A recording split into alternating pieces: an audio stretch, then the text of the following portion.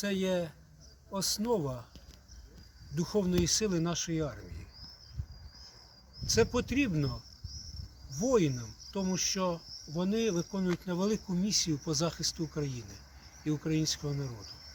І підтримувати їхній дух, звичайно, може церква, капелани, які йдуть добровільно на цю службу і проводять там служби, моляться, допомагають цим хлопцям боротися, підтримуючи їх духовно, підтримуючи їх морально, даючи їм силу долати ворога, перебувати там, бо війна – це є непроста річ. Тому капеланство хай буде в нас.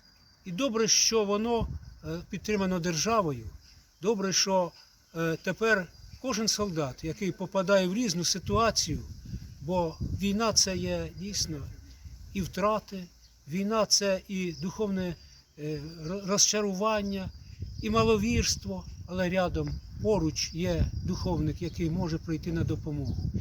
І дуже приємно, що і я радію, що воно державою підтримано, і тепер нашою армією опікуються священники, які мають досвід, які мають бажання, які допомагають нашим воїнам на фронті і в тилу, скрізь перебуваючи разом.